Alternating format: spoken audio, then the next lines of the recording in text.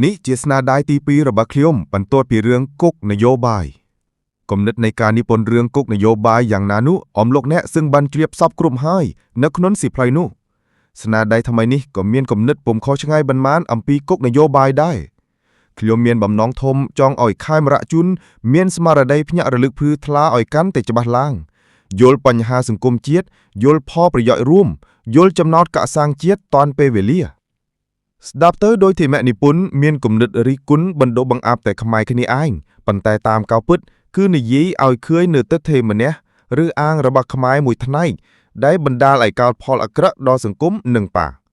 យើងត្រូវតែប្រយ័ត្ននិងអប់រំកុំឲ្យមានទិដ្ឋិរបៀបនោះទៀត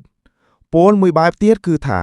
ផ្ទុះយកគន្លងអាក្រក់មកលាតត្រដាងដើម្បីឲ្យយើងស្អប់ខ្ពើមហើយជៀសវាងពីគន្លងនោះរួចប្រកាន់យកនៅគន្លងណាដែលល្អប្រសើរមកវិញនិយាយឲ្យខ្លីទៅគឺថាចរិតខ្មែរជារូបមន្តសម្រាប់បង្ហាញគុណវិបត្តិដែលបណ្ដាលឡើងដោយមនុស្សមួយជំពូកដែលគ្មានលក្ខណៈចិត្តជាមនុស្សសោះគឺពួកទាំងនោះឯងហើយដែលនាំឲ្យបកពួកនិងសង្គមជាតិអស់ថាមពលហើយដល់នៅភាពហិនហោចខ្លោចផ្សានោះខ្ញុំគ្មានបំណងសោះក្នុងការរិះគន់អស់លោកវីរជនបុព្វបុរសជាតិខ្មែរដែលលោកបានបំពេញឲ្យនៅពលិកម្មដើម្បីជាតិខ្លះដល់ទៅហ៊ានលះបង់ជីវិតនោះចំទូអស់លោកទាំងនោះខ្ញុំបានគោរពនាមនិងសកម្មភាពរបស់លោកជាប្រក្រតីហើយតែងយកជាបទរៀនសម្រាប់ជីវិតទៀតផងខ្ញុំសារិគុណចំពោះតែពួកមនុស្សណាដែលមានខ្លួនដូចជាសត្វគ្មានឧត្តមគតិគ្មានវិចារណញ្ញាណសោះនោះតែប៉ុណ្ណោះហើយដែលគិតការរិះគន់នោះឯងត្រូវតែសរសេរទុកត្រូវតែនិយាយឲ្យដឹង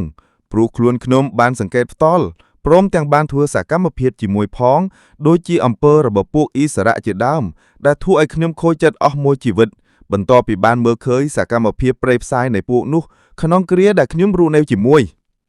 ដូច្នេះហើយខ្ញុំបាទសូមអភ័យទោសជាមុនអំពីសំណាក់អស់លោកមិត្តអ្នកអានក្រែងលោមានពាក្យត្រង់ណាពុំសមរម្យប៉ះពាល់ដល់រូបនាមអស់លោកសូមអស់លោកមេត្តាខន្តីអភ័យទោសពីព្រោះការពិពណ៌នានៅក្នុងនេះមានភាពទូទៅពេកបំណងរបស់ខ្ញុំគឺចង់តែមានគំនិតរិះគន់ស្ថាបនាកាត់ឡើងផ្សាយជាសៀវភៅជាល័យលក្ខណៈអក្សរដើម្បីជួយរំលឹកគ្នាឲ្យយល់នៅមាគលាល្អអាក្រក់គ្រប់យ៉ាងមិនជួលចិត្តនិយាយចែប៉ប្រែលបលាក់បួយមាត់បត់ដុំដៃអ្នកនេះអីចេះអ្នកនោះអីចោះសោះឡើយខៀងបានគិតឃើញដល់ចាស់បុរាណរបស់យើងដែលលោកមានគំនិតប្រដែប្រដៅកូនចៅឲ្យបានស្គាល់សេចក្តីសុខចម្រើនក្នុងជីវិតម្នាក់រហូតដល់សង្គមជាតិដែលលោកព្យាយាមចងក្រងពាក្យទូនមានជាច្រើនការទៅជាបុត្រសិក្សាអក្សរសាស្ត្រខ្មែរសពឋាននេះដូចជាច្បាប់គេរកាលពាក្យចាស់ជាដើមយើងចាស់សម័យនេះយល់ហេតុផលយ៉ាងណាក្នុងដំណើរជីវិតដែលយើងបានលួចឆ្លងកាត់មកហើយគួរតែនាំដំណើរនោះមកដំណាលផងឲ្យក្មេងសក្រក់ក្រោយគ្នាដឹងគ្នាប្រុងស្មារតីជៀសវាងអំពើអាក្រក់ជាមុនកុំឲ្យតាមគន្លងចាស់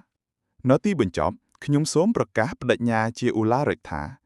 គុណិតខ្ញុំសូមកើតជាខ្មែររស់ជាខ្មែរស្លាប់ជាខ្មែរខ្ញុំសូមបូជាជីវិតចំទូតែបុគ្គលណាដែលស្មោះនឹងជាតិខ្មែរខ្ញុំសូមបដិញ្ញាចិត្តថាពុំព្រមបំរើបុគ្គលណាដែលគ្មានចិត្តស្មោះត្រង់នឹងជាតិប្រកាន់អត្តនិយមបពុនិយមផ្ដាច់ការនិយមនិងមានគំនិតញុះញង់បំបែកបំបាក់សាម